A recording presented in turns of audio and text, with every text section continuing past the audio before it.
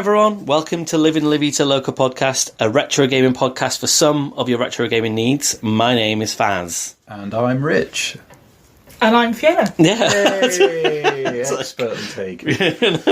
We could have introduced you, but it was just easy just to sort of go. Yeah. We didn't plan this. Chain it on. No. We never plan any of it. I know. I feel like it works better if you don't plan it. It's fine. That's why I had that very pregnant pause before I said my own name. So I'm going to say something stupid. No, I won't. Not this time.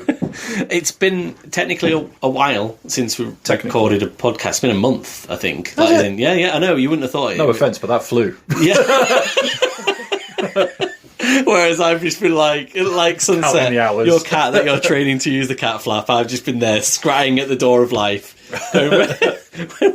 When do I get let back into Rich and Fiona's house? In fact, you shouldn't have installed the cat flap. It would make it easier for me to get back in. So nervous laughter all around. So yeah, we are back. We had a week off last week, and 16 people listened to our 2 minutes of, really? 2-minute advert to say don't listen this week. So that is 16 nice. More people than I thought. Yeah, I know, exactly. So thank you to the 16 people who did that. Yeah, well done. So yeah, we're back to normal scheduling now, weekly, and we are going to be looking at 2 different games tonight. But we're going to chop it up a little bit. Are we maybe doing 3? I don't know. We're chopping it up a little bit differently. Oh, I can do one if you want. Yeah. So we're doing a free play fortnightly. Copyright, not fortnightly, but a free play anyway this week. So we're going to be looking at a game each, and we will be then reviewing it for each other. Me and Rich are going to do that part as normal, but we've got Fiona here as our Final Fantasy expert to tell us all about Final Fantasy Rebirth on the PlayStation 5. Woo! See, that works. That's definitely is a woo for me, because I'm like, I don't have one, but you guys have one, so I don't know. You could tell us a bit more about the PlayStation 5, me as well, because I'll end up buying one. But so yeah, you're going to be looking at Final Fantasy Rebirth and telling us what you think of it and whether you should have it or not in your household, maybe. And I've got a couple of questions about it as well, in terms of it being a remake and what it's like compared to the first Final Fantasy VII as well. So, yeah. Do you want to start, Fiona, and then we can go into the free play stuff? And I'm just thinking, I think that I haven't got any questions yet. I want to hear what you say about it, and then I feel like I have got a couple of bobbins of questions, but just kind of say what you think of it.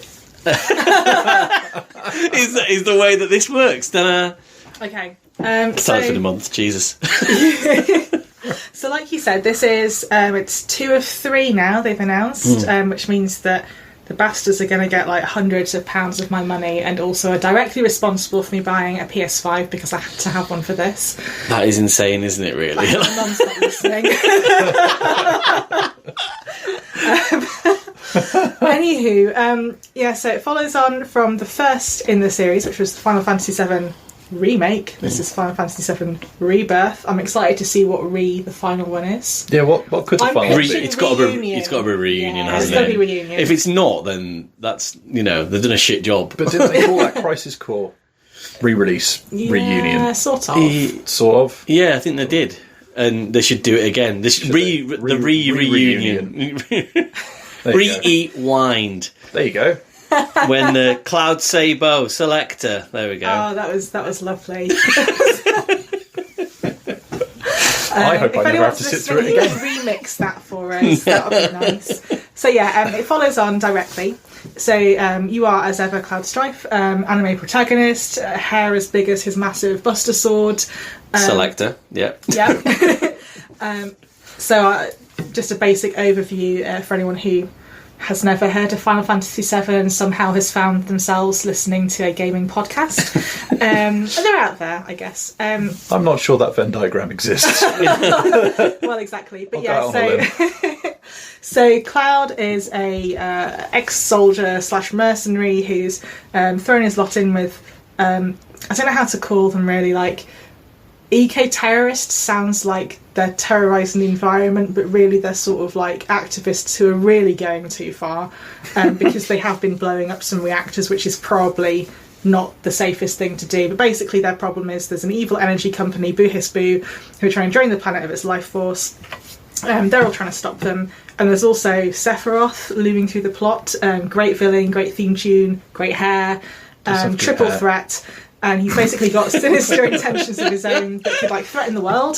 So off you all go to try and hunt him down, and that's kind of where you start. You are leaving Midgar, which is where the first one mostly took place, and now you've got an open world, which is pretty cool. So I don't want to do spoilers. I was going to ask about that, because we should probably agree that before. Yeah. No, I'm not going to do spoilers. It's the only time we'll ever be like, oh, we can't have spoilers in this podcast, because it's like, yeah, within the last 6 months, I guess. I think it new enough that you could wreck people's day. And what I will say, though, is that they have made quite a big deal out of it in a lot of the stuff and interviews, so this is no secret, that they've never promised to keep anything exactly the same or to necessarily change things.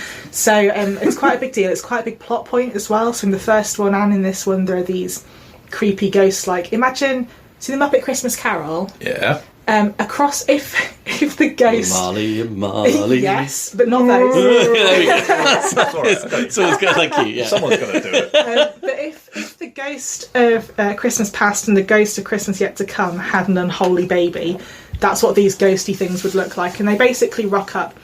And the implication is that they're there when something that is fated is about to happen but could change. So that's basically how they play with it. So if you have played the other ones, you might find a few surprises.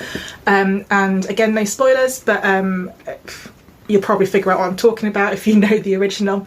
This takes you up to just after quite a really significant point in the original as well. Mm-hmm. So that's where you are. That's what you're doing. You're off into the open world. Questions yet, or should I crack on with the gameplay? Probably a good time. So, without the spoilers, I kind of, not that I've spoiled it for myself or anything like that, but I kind of get the insinuation and understanding that that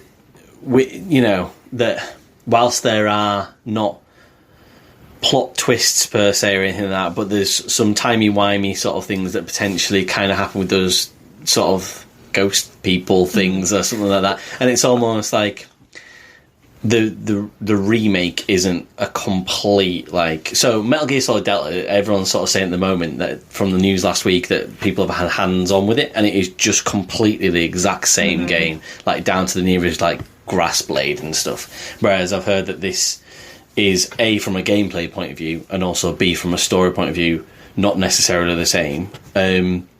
How did that make you feel when you were going through that? Great fans, because I never played the original. So, well, I did start it, but I think that is of the era where, because how the original was that very sort of classic JRPG, like, turn-based, blah, blah, blah, blah, blah, and crucially, you have random encounters all the time, but they're always the bloody same. So for me... that's not very exciting. Flans are always in your eye. So I think if I could play a version of the original where I could skip them and just crack the story out, I'd be all over that, because I do want to kind of... And I know enough about it just through general gaming osmosis, because it's such a big deal, this story, that I think, from what I can grasp, it has tried very hard to keep the spirit of the original. Largely, the plot points that I've heard of so far are... there. They don't necessarily all happen, I think, in the way that you might think. That's as far as I'm going to go with any of that. No, but that's the whole point, is that they've been very open in how they've presented this remake, that it is still the story and characters you love, but be prepared, because things might be a bit twisty-turny, and you're right, again, I'm not going to go into it for spoilers, but yeah, there's definitely some timey-wimey stuff towards the end of this that did leave me a bit like, what? But I think that was kind of the point. In a good way. Yeah. I mean, the only reason I kind of see that on the internet is because, like, when you're kind of blasting through your internet sort of spiel of, all right, okay, I'm going to look up some gaming stuff this week, whatever. I remember at the time there was just loads of those posts of, like, Final Fantasy Remake ending explained, and I was like, if they've got to have those blog posts and things, like, then surely that must mean there's some weird stuff going on. But Rich, Rich? Rich, what? What, Rich? What? There's always what, isn't it? What, Rich? Rich, what? Good lord. What What? do you think of like the idea then? I'm considering more Metal Gear Solid Delta here that in the news this week that is like completely the exact same and stuff. And we know we've talked about remasters and remakes before and things. Yeah. Do you think that there should be loads of variation in them, or do you think it should be like? Do you think it should just be completely exactly the same and a newer version of it? Or man. I mean, Fiona's got a hand Fiona's up. got a hand up. Go for it, Fiona. No, I just want to say that like my vote is Also, definitely... Fiona, ding ding ding. No, I'm really keen about this, but I think my vote is definitely for anything that gets remade. Is it like even sort of like a ballet that gets redone and redone and redone, or like a film that gets redone? I don't think you do want to see exactly the same thing. I think the whole point of stories, as like part of human evolution, is we do tell each other the same stories over and over again in various forms, but they always reflect slightly different times and slightly different. That's true. Yeah, things have moved on, or we've got, in the case of video games, new technology. Like, there's so much cool stuff that I'm going to tell you about how the combat is great, and if they kept it very much like, oh, you type your input and then you sit back and you fiddle for a while as everyone else like rattles through theirs. What's the point of the PS5? Yeah, that's true. That is true. Like, I would hate to just do some sort of turn-based bullshit where it's just like, oh, my energy needs to go home and bust a sword. Like, it's just like, right, yeah. Oh, man. I completely take that point. However, I think that you need to have a lot of faith in the people doing the updating, that they're going to do it in a sensitive manner. And the first thing that came to mind when you were saying about like new technology and a new spin on things was when they re-released the Star Wars original trilogy, and like there was a load of extra stuff that just wasn't quite in keeping with how it was and all that. And I think personally, like especially with the kind of my love of arcade stuff and all that, I'm a sucker for a port. I like a good port. And I think, if you're going to go to the lengths of a full-blown remake with as much of a gap between the original and the newer version as you have had with the Final Fantasy VII stuff, I think that is a green light for putting a new spin on it, updating it a little bit for a more modern audience and incorporating some stuff. However, I can absolutely see how that would put more than a few noses out of joint. And in a perfect world, it would be done in a sensitive manner. Yeah. But it's very easy to misjudge that, I think. I think, say with Metal Gear Solid, I'm much less excited about that than I could potentially be. I think for me personally, it might have been a nice opportunity to say tell a side story or put a slightly newer, different spin on it. Like, it doesn't have to be beat for beat the same story, but it also doesn't have to be like a little bit of a tinker with the classic story. It could just be like, what happened in this gap in the story, or what happened to that character, or I don't know. There's a bunch of different ways you could play it, but that's why it's fun as a creative medium. You've got all those options, and I don't think there's necessarily any one easy answer. I just think it's really interesting that Konami are going to complete lengths and really straining themselves to say the Metal Gear Solid 3 story is just not getting touched. It's just complete frame for frame, whereas Square Enix are like, we can't tell you what's exactly going on, but there might be a few bits and we've done a few things, but we'll try to stay true to the story. It just feels like one company is doing it probably for me certainly, and said in Square Enix way, in the right way, where they're like sort of saying find out for yourself, whereas Metal Gear Solid Delta that's coming out this week, it's like saying, actually nothing's going to change. Like, that has actually probably put me to the point where I'm probably not going to buy it. Like, it's in a full price. Like, it's just like, for it to be the exact same, I'm like, I've got Metal Gear Solid 3 at home. A few times now. But then on the flip side, I would almost rather you go one of those two routes with it, and it's either quite faithful or it goes completely different. It's when you start to try and end up in that middle ground, like the Star Wars original trilogy getting re-released and all that kind of stuff, where it's like same but different. I think that's where you start to have your problems. I think you either stick to your guns and do it the same way as before, or you go the Final Fantasy VII route and do something that is deliberately and overtly different. Okay, cool. Fiona, how many hours of your life have you diverted to this game? Because, no, a lot. I'm reasonably sure. 120 plus. I think you're probably near 130. I don't. I mean, I co-host a gaming podcast. I'm not sure I've done 130 hours of any game. It's just the ADHD thing. Like, as an ADHD gamer, it's pretty much like I will have one of 2 or 3 games, and I will just like plow into that, and I won't like. Richard just like picks up loads of little things. He's like, "What do I fancy tonight? I fancy like this." a gaming buffet. I like a Kirby's Dream Buffet. Rich's Dream Buffet. To paraphrase the day-to-day, approach the gaming buffet with an exceptionally broad plate. I do. Yeah. Why is there so much potato salad here? Stuff. Yeah. And this was one that I got really into. Yeah. Well, I mean, that can't be a bad thing. So tell us more.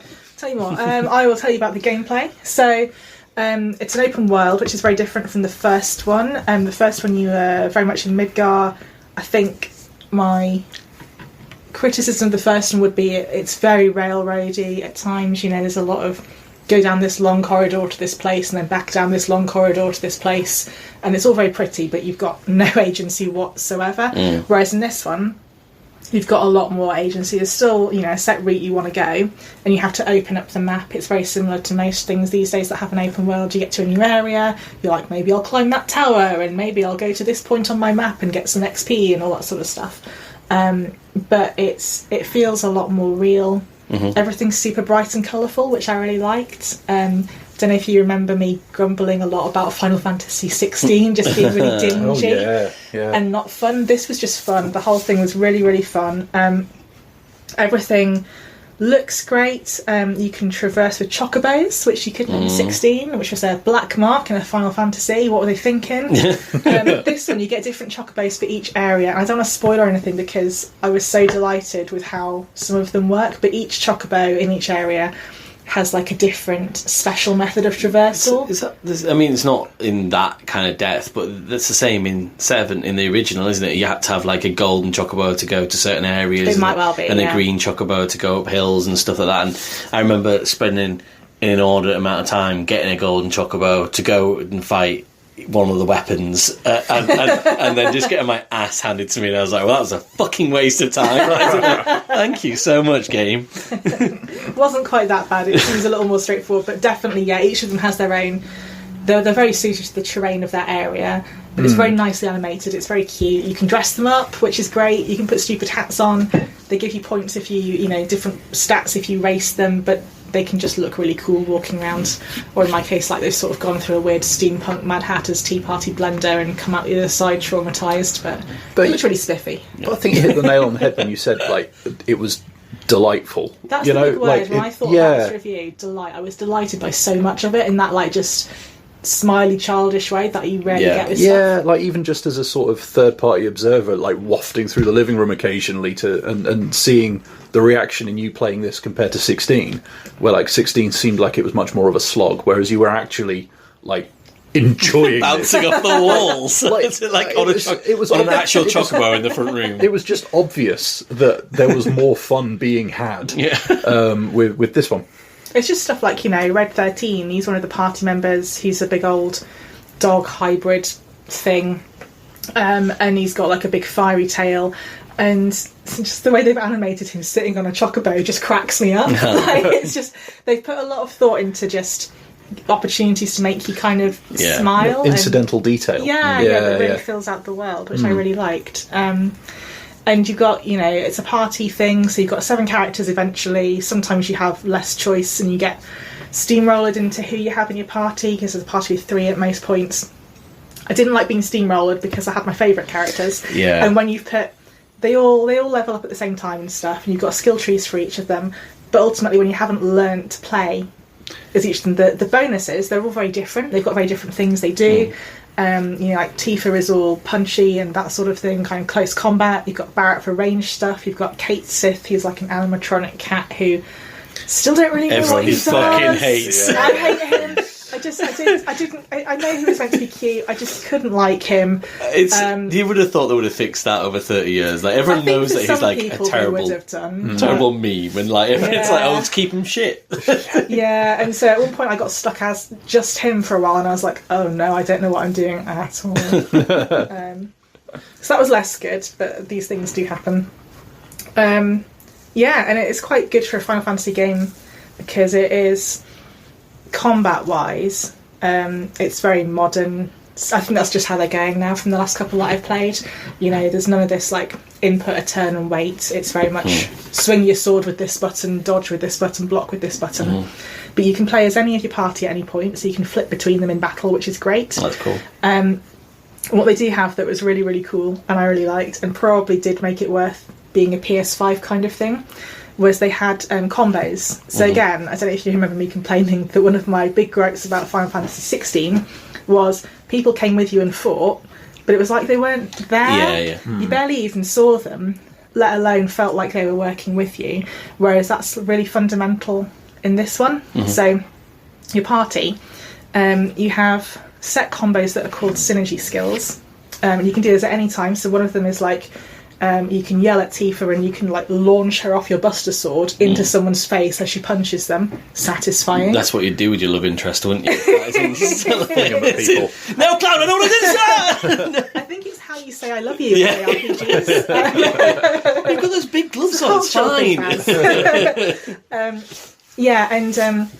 You know, they're really cool, but they look great. They all look great. They're all very different. But it really makes you feel like they're a team and they care and they're working together. And then when you do more of these and you've done a certain number of your special actions or your weapon abilities, you stack up a meter that then allows you to do a synergy attack. And that is a big combo with one of your party. There's 2 or 3 for each pairing. So it's not necessarily just Cloud and someone. It can be other members of the party pairing up. And these are like really stunning visuals where something utterly nuts will happen. So, for example, one of them is like Aerith pings off like a sort of spelled dome thing, trapping whatever poor beastie you're trying to fight in it. And then Tifa goes into it, pinwheels around it like she's been sort of launched at high velocity and just punches it every time she goes past. Very, very cool. I'm into it. I've seen the Spice Girls music video, very similar to that. It's like yeah, and I think there's one where Aerith like literally flings Red 13, like she sort of got him on some kind of magic whip and just like twats the enemy with it. Can I say twat on your podcast? Yeah, whatever. Yeah. Sorry, Mum. I don't think she's listening. Write in, tell us. So they look really, really cool. They do an awful lot of damage, so they're great. And again, they just make you feel like these guys are a team working together who actually care and have each other's backs a lot. And there are summons as well, which I'm not going into too much, but they're really good. Yeah. So. All right, I was going to ask, do they still do the summons? Like, I didn't know if that was going to be instead of the synergy thing was instead of those. No, you get summons as well. And I didn't use them as much as I thought I would, and I think partially because the synergy stuff was so good, and for me a bit more satisfying because it was just nice to see those characters doing stuff together.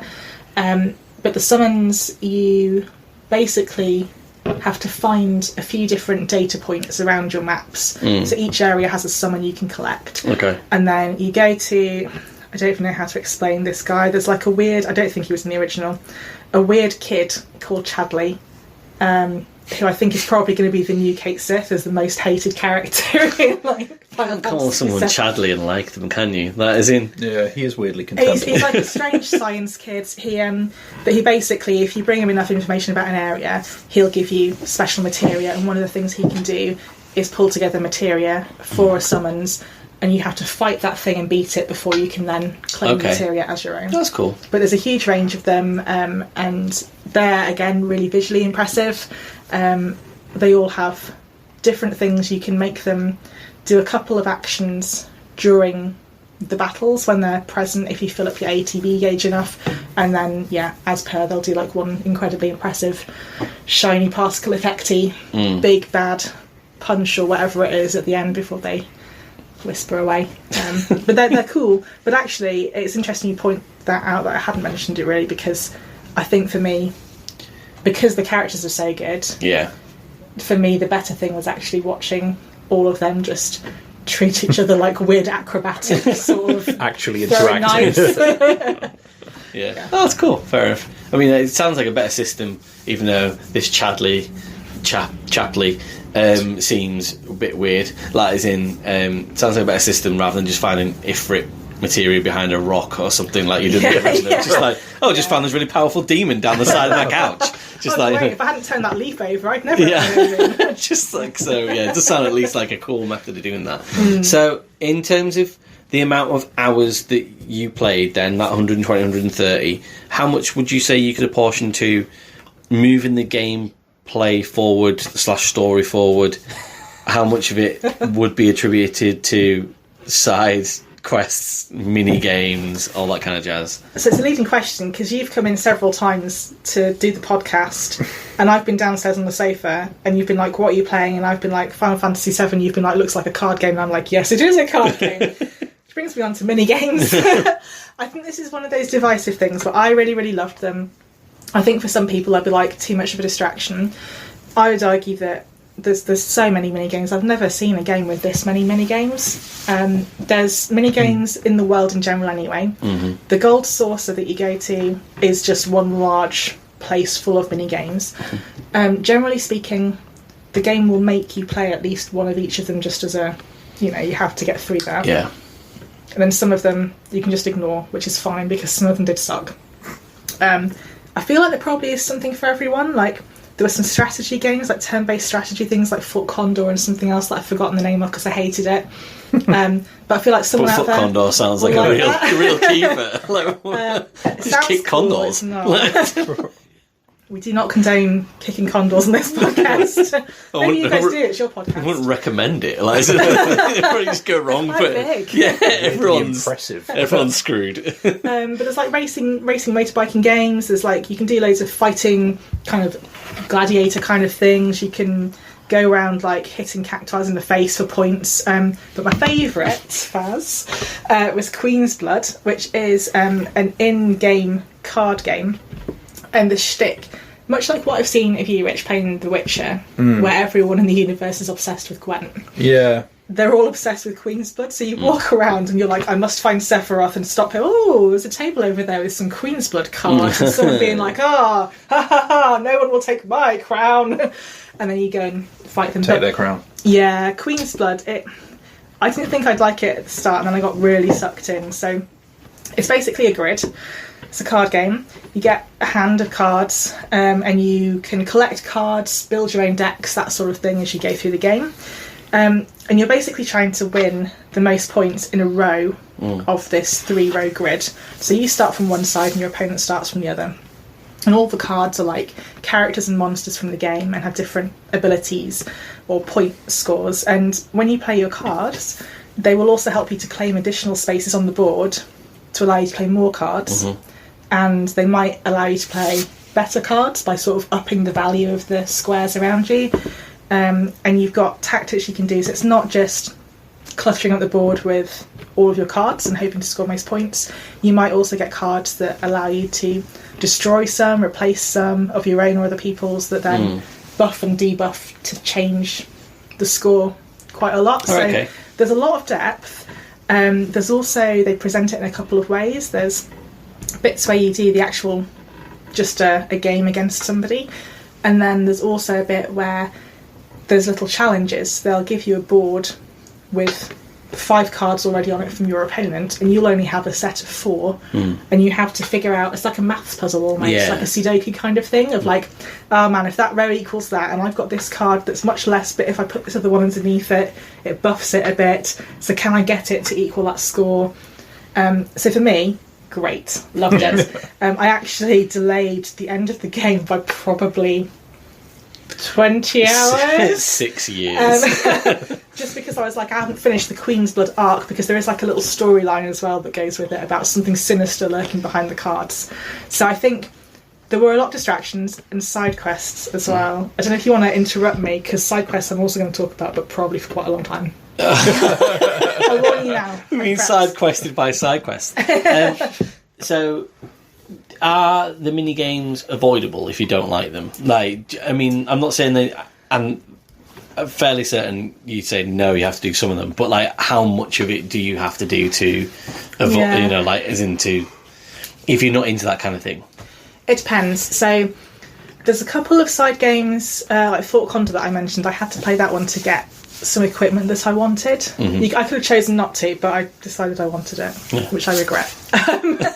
But yeah, Queen's Blood you can't avoid because there is a bit where you have to. Well, I think you can technically say no, but you get invited to be in a bit of a tournament that is a bit on the main quest line. Other ones, you generally have to do one, but then you can just back slowly away.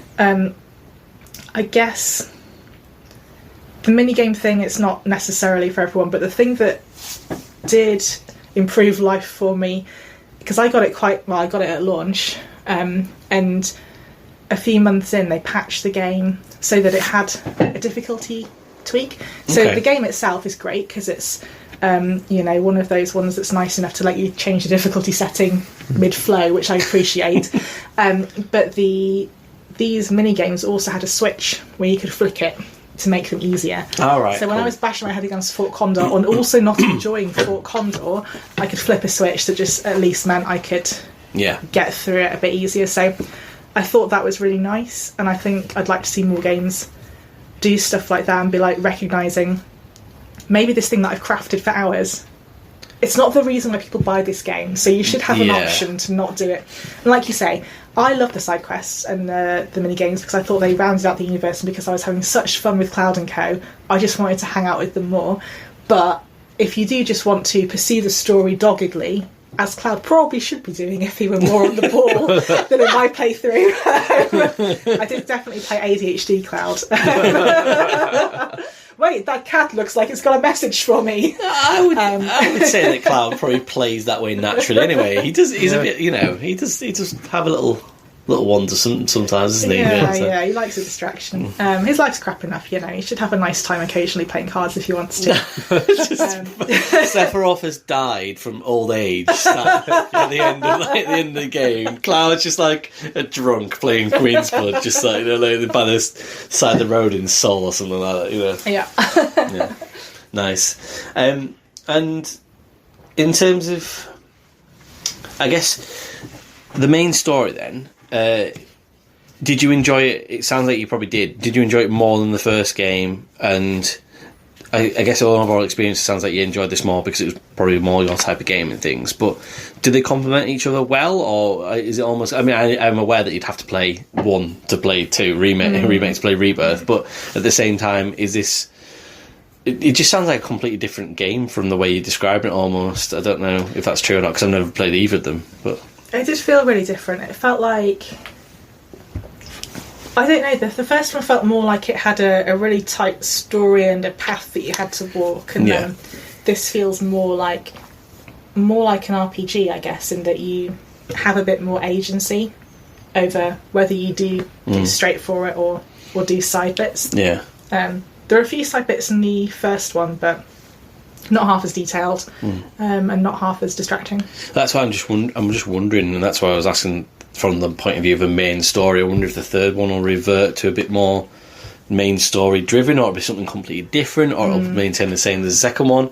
It'll just be interesting because I don't know how well received both of them have been separately and also together, really. I mean, by all of the fans. I mean, it seems like from what you hear on the grapevine that it's really well received as a whole, but they are different things, and I wonder if they kind of use that and sort of think, well, actually, almost we know a lot of the people like the second one better than the first one, so do we tinker with that a bit more on the third one? I don't know. Just interesting thought that I won't know until well, I'll never know until I buy PS5.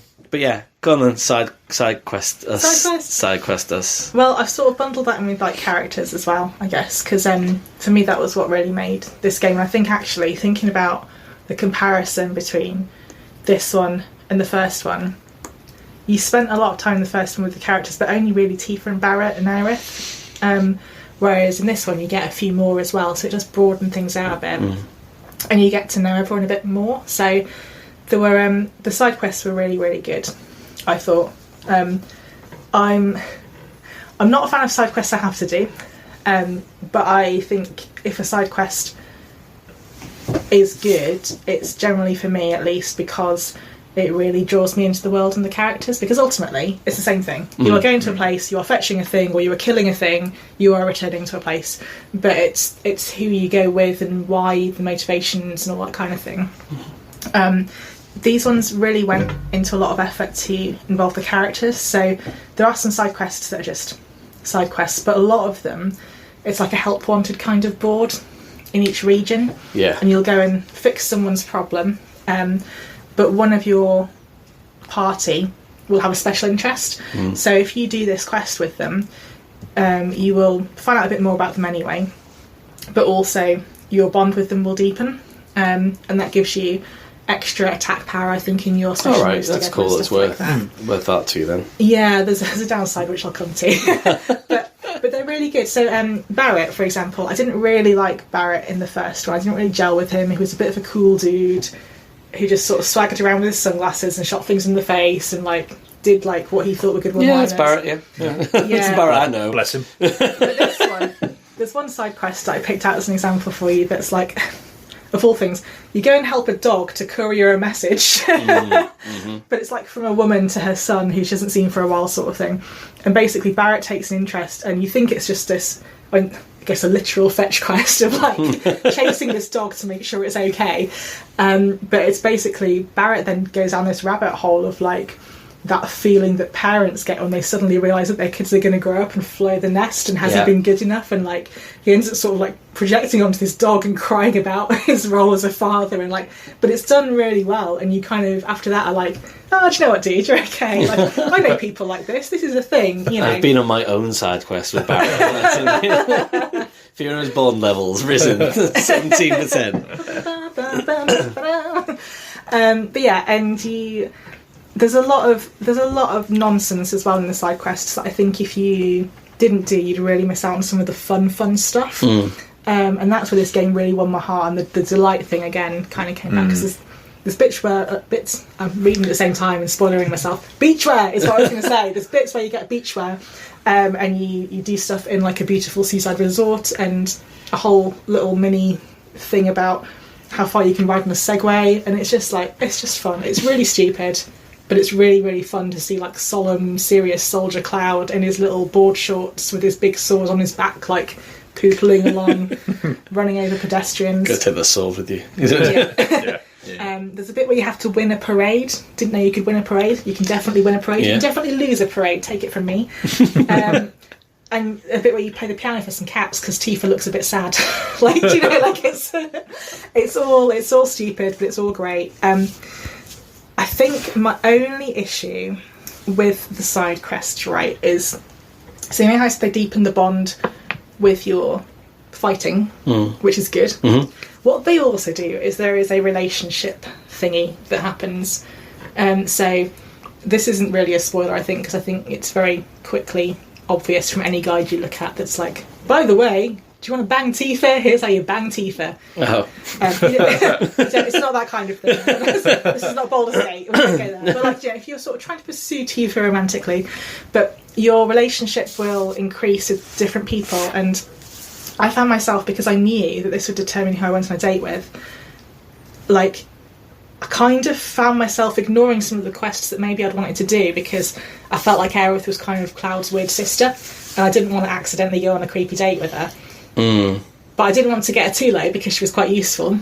So it was a bit of weird management that kind of took me out of the game a bit.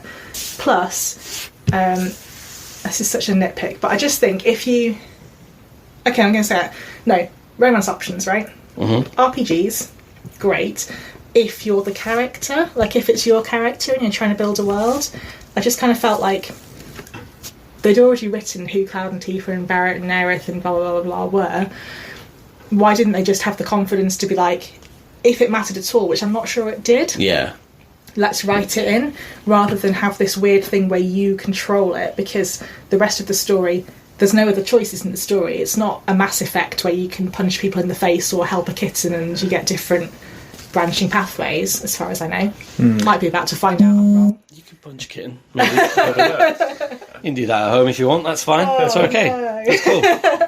But yeah, and I felt like it was unnecessary, and I think also if you're going to have romance options at all these days, it sucks if you don't have all of them. I'm pretty sure how it worked was if it was like one of the boy characters that your relationship was highest with, you'd just go on like a pally date. Yeah. And I think if it was one of the girls, it'd be more like a schmeezy date. You know? Yeah. Just either give me it all or don't give me it at all. Yeah. And in this instance, I think I didn't need it. I don't think the story needed it. It didn't add anything, and actually it just made me a bit more manipulative. Yeah. I'll pause because I've talked a lot. I'm sorry. No, that's okay. I feel very passionately about this. Well, we asked.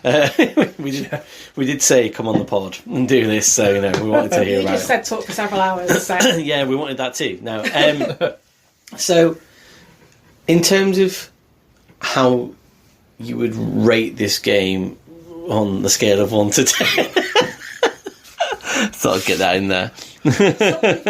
Me? It's radio. Oh, I didn't realise you were asking me. Oh yeah, I think we should do a reach around, like as in That is not what happened in the no. So yeah, we should probably do if we're going to do a free play fortnightly.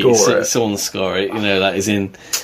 Yeah, I saw you laugh out loud at something that happened. That's gotta up. I think that you have to do it because you've kind of like seen it kind of unfold.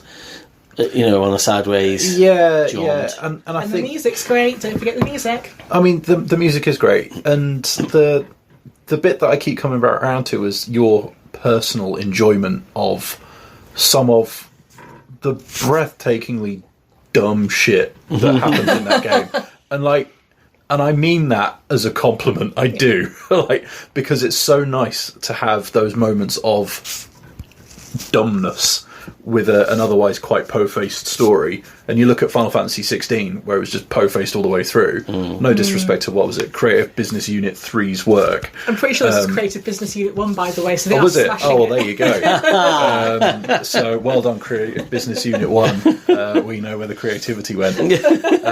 I think from the point of view of how much fun you seemed to have with it, and how much of our dwindling time on this earth you spent with it, it's got to be a 10 out of 10, right? Like if you wanted to sit and spend, let's call it 140 hours, in this world with these characters, how could that not be life affirming?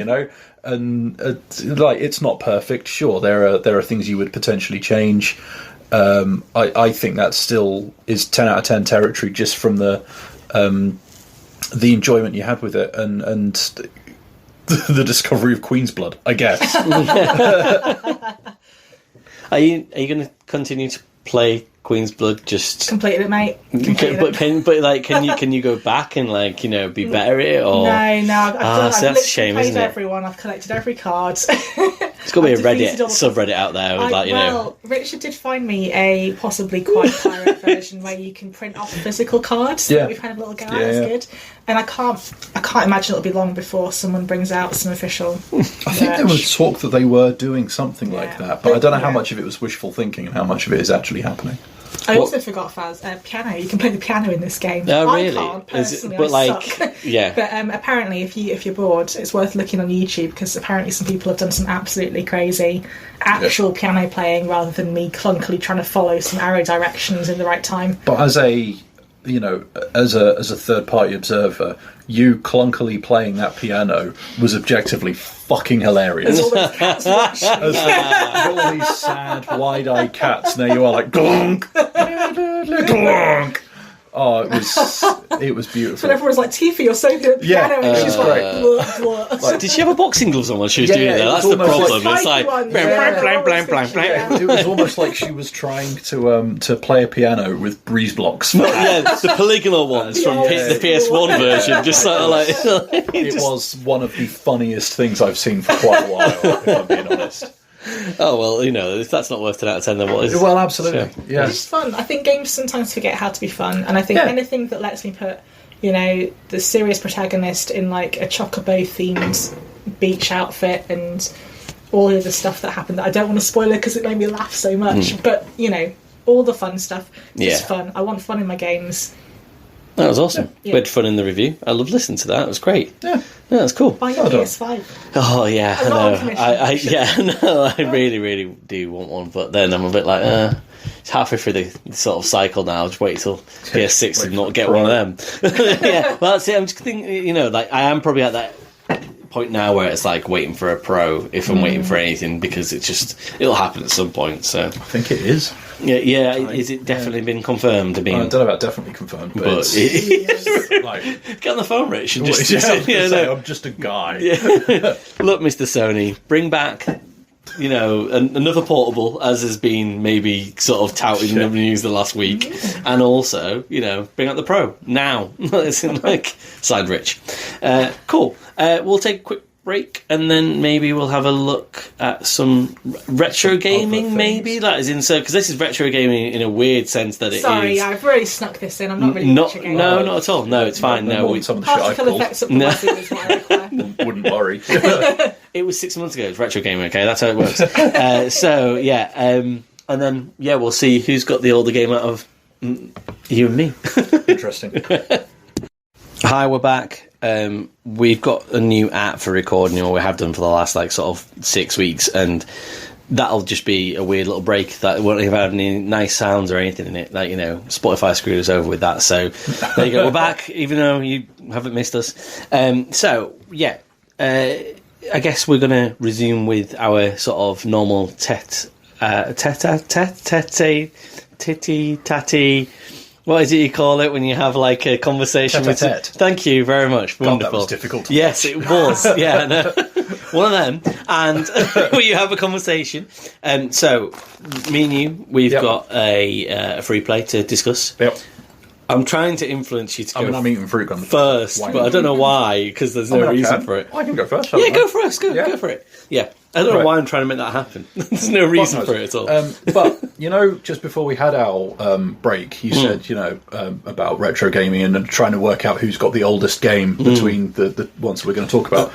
You might have noticed that I had a slightly sort of smug bastardy kind of a smile creeping across my face. I think I've simultaneously got the oldest and newest. Oh, right, okay. Oh, yeah. I present to you Llamasoft, the Jeff Minter story. Ah, amazing. So the oldest game in that, I was just hurriedly checking, I think is 1981. This is so exciting. But the collection came out in 2024. Yeah. Fuck your Rebirth, Fiona. This is the one. This is what I'm here for. Well, I mean, it also weirdly, nicely ties into that question that you had about, do you do a faithful recreation? Do you do something different? Like, where's the line? Where do you draw that? And so this is basically... this is Digital Eclipse again doing another of their kind of Gold Master collections where it's like an interactive documentary. Is that why you didn't text me back the other day when I was like, "Oh, we should do anything that's Digital Eclipse"? That is really cool. No, I didn't buy on that at all.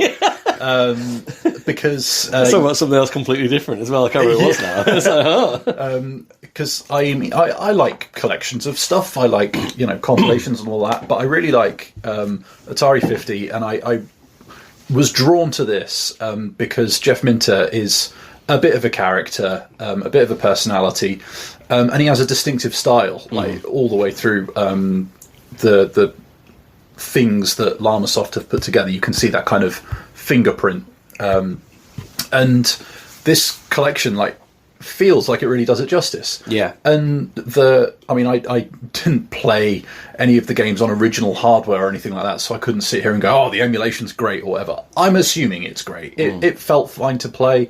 There are some games on there that are great. There are some games on there that I'm less drawn to, but, they're all still engaging in their own way, right? I don't think there's any that are outright duffers.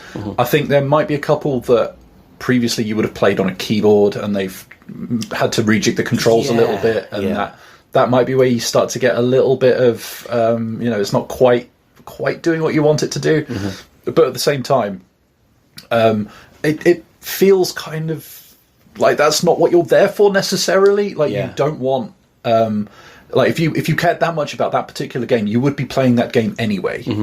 For me, the draw was to see the context, see how the company and Jeff Minter's process worked, how he developed as a developer, and how it all kind of hangs together.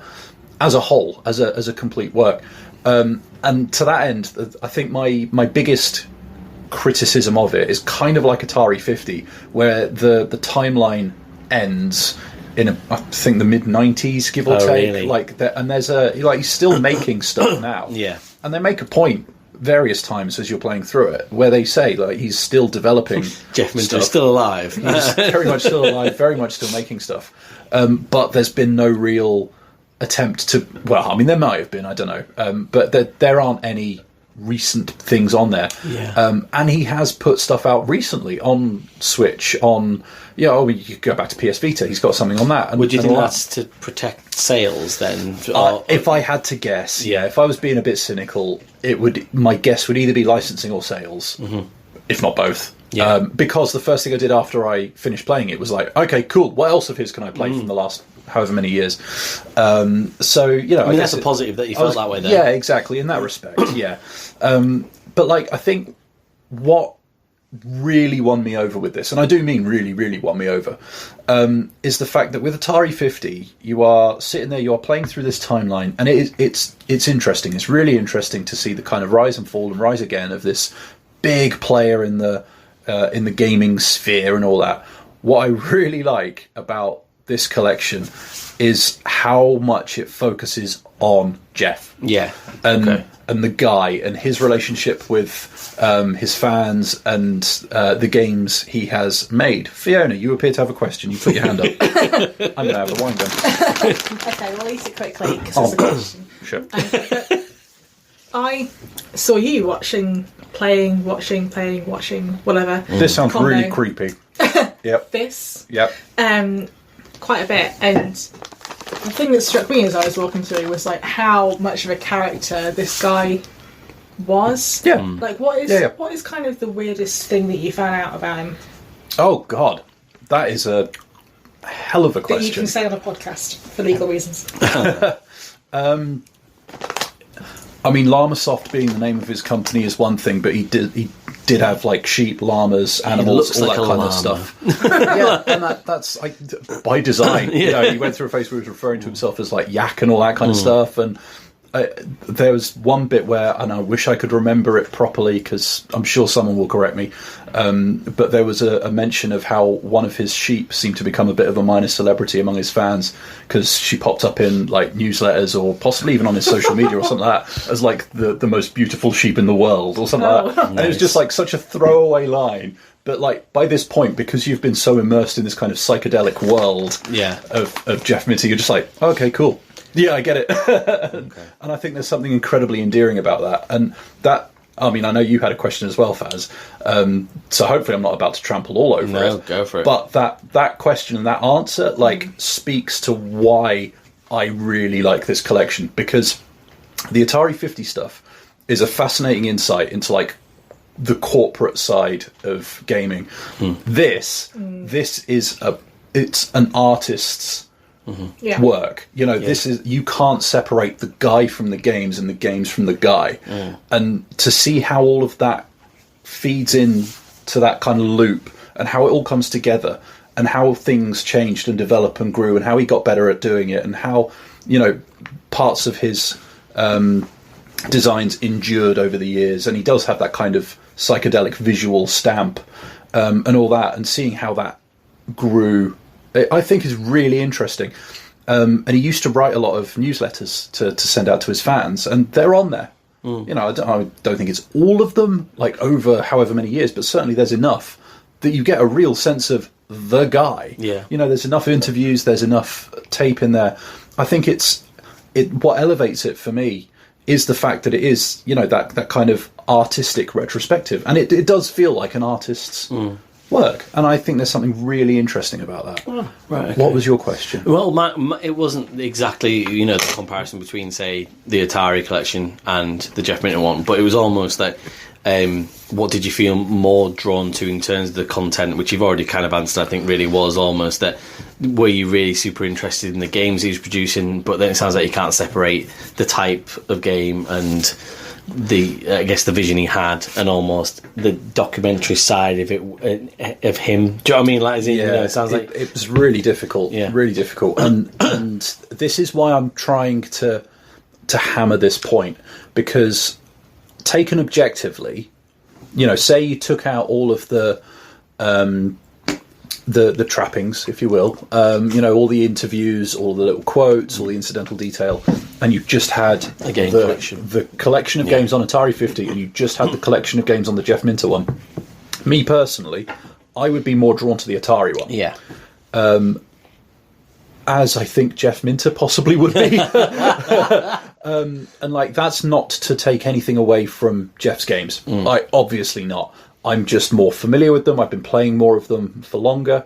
Jeff is a new discovery for me, if you like. And I really liked seeing how he was saying things like, well, games aren't like a one and done thing. I want people to come back. I want people to keep playing it rather than just feel like they're done with it. Yeah. And all that.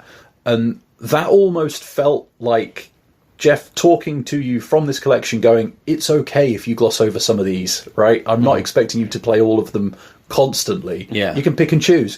Find the fun bit. Go down that rabbit hole. And all that kind of stuff. And there's just something so human in how a lot of his stuff came together. Funnily that it's all sort of through animals that he represents those, but like those things. What the difference maker is for me is objectively the games are ones I prefer on the Atari collection. However, the amount of heart and soul that is in the Jeff Minter collection is completely undeniable. Like it's leagues beyond Atari 50. Fiona, you have another question. I do. For both of you, actually, I guess. What you said about the little like newsletters and things. Yeah. Weirdly reminded me of my dad, right? Because he was a programmer back in the day when like you had to really program, not on games, but like and he did a lot of little bits and bobs that like were really to do with his personality and like using computers for all that sort of stuff. And it showed me a thing the other day of like my birth announcement, like the way they had to sort of make almost like ASCII code kind of.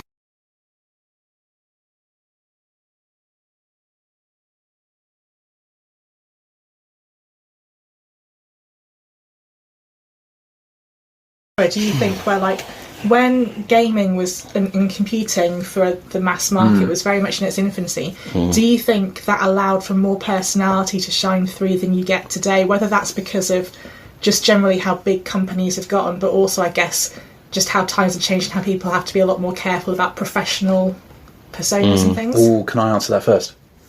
No, you can't. No, it's fine, go on.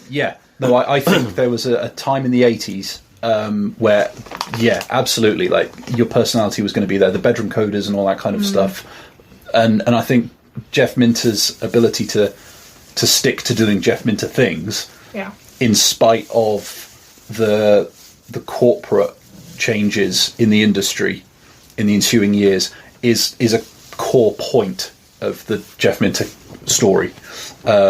As when you take all the incidental bits and put them together, that is one of the things that it is trying to highlight, is the fact that he's kind of arguably the last of this kind, if not at least the kind of cornerstone of an increasingly smaller community. However, the other thing was I think it was the most recent Retro Gamer, one of their columns near the start had a really interesting thought. Paul Rose, I think it was AI, Paul's, where he said that he reckons that AI is going to bring us back round to that, where suddenly you don't need hardcore coding skills. You can get the code from an AI. You just need to tell it what you want and then fine tune it. I think he's got a point. That personal touch. I think potentially he's absolutely right. And as soon as I saw it, I was like, fuck me. Like that is the Jeff Minter thing going full circle. Because all you need is the guy obsessed with llamas using AI and Bob's your uncle. Like, would it still be a Jeff Minter game? Would it still feel like a Jeff Minter game? And all that kind of stuff. But the point is that potentially the tools could be there to enable that personality to shine through again. Just speak it into existence. Yeah, exactly. A more artistic touch to games and stuff, so you might get more of that. I think that I don't like the cold, hard, business-like way that games are produced nowadays. But at the same time, I get the the reason that has kind of gone that way. But I think I've said on the podcast before where like I prefer your smaller indie games, your 4 to 5 hours that someone's put their heart and soul into, then actually it's a massive think tank of sort of 60 people, you know, that is in, I'm not saying that can't work, and you can, you know, like from the Final Fantasy Rebirth sort of point of view, I mean, you've got chalk and cheese with both your reviews there, but actually they're probably produced, you know, well, obviously Digital Eclipse produced the collection, but in terms of the content, the Jeff Minter thing, you've got Jeff Minter versus Square Enix, you know what I mean? It's almost like seeing those... Creative business unit one. Exactly, yeah. You know, I can imagine Jeff Minter making a game called Creative Business Unit 1. Do you know what I mean? Like, it's in, you know, Llama, Creative Business Unit 1. And it's almost just like, you know, it's funny to see both of those things that actually, they can both provide joy in different ways. You know, it will be a preference of what you'd like the most. And it does feel a bit like, at the moment, the bigger businesses producing it in that way are actually trying to cling on to that as much as possible. That is in, and I think it's quite difficult for them out there. Like, as you can see from all the cuts and everything, and everyone's trying to get a piece of this massive multi-billion-pound pie, but no one knows where it quite is. Almost, that is in. So I think that there are cracks in the business model where you can get your Jeff Minter still coming through and giving those kind of games and getting your thank goodness you're here's. I was just thinking exactly the same thing. Yeah, I was thinking exactly the same thing. So I think that, like you say, Paul Rowe's got a really, important point to make, that say that actually it might be that we come back round to that sort of bedroom design situation. So, you know, I'm trying to think that somebody over here with a little degree in a little story writing, sort of situation over here, like a little Jeff Minter vibe going on. He's got a cardigan as well. Yeah, I was thinking of the cardigan. Rich in his cardigan. And Jeff Minter's from a Reading postcode as well. So. Oh, right, okay, they are then. Yeah, further down the road, but cool. You said it was leagues ahead of Atari 50. We never ever officially reviewed Atari 50. I think you just sort of said you'd beat because you'd done the Atari collection for the Vita. I think, didn't you? So we never went down that road. But I think that personally, you sort of said to me that that was very good. So to think that this must be touching at least 9 out of 10, maybe even. Yeah, I'd probably give it about that. Yeah, like I think the only thing stopping it from like that little like grab for greatness would be some of the games, and like I don't say that as a oh my god they're terrible kind of, they're not, they're really not. They're just not ones that I have a personal connection with yet, and I hope to, and like especially kind of doing this podcast, I think it was starting to happen a little bit beforehand, but I am increasingly finding myself enjoying like Commodore 64 games and stuff like that.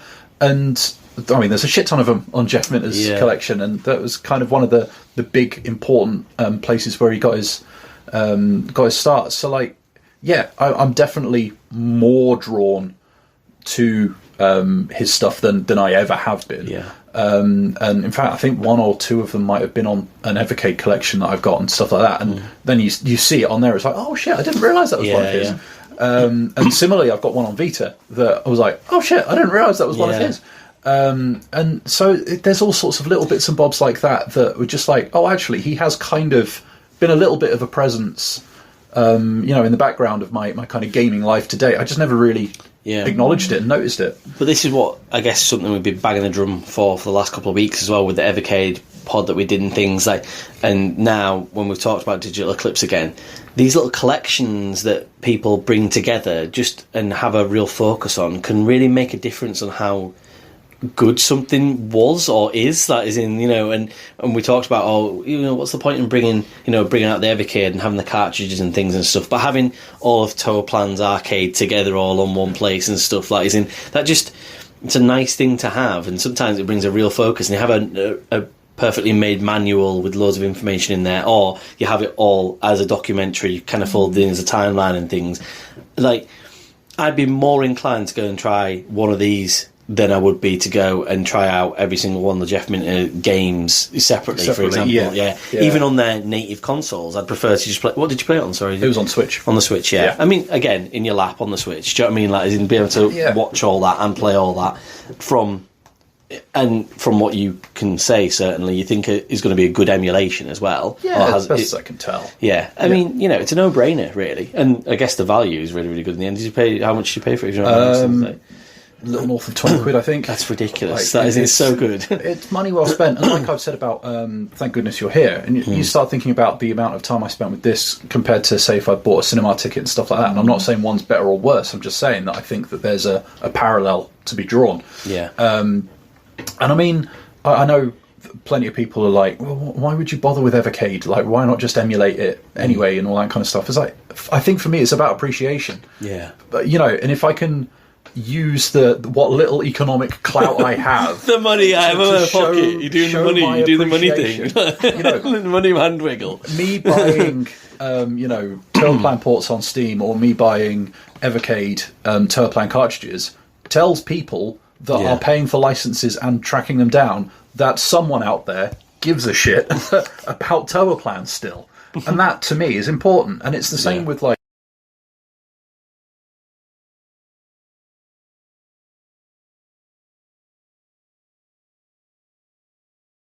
And I'm sure what Richard was about to finish off saying was that the podcast has been brilliant this week. You are meant to be having a Rayman Legends review from me as part of my free player fortnightly, but I'm afraid the podcast broke a little bit at this point, so you just have to do without. I'd just say go play the game. £6 on the Switch at the moment in a sale. I think Fiona ended up giving it an 8 out of 10, and I'm pretty happy with that. And there you go, shortened version of the podcast. So we'll speak to you again next week. Cheers.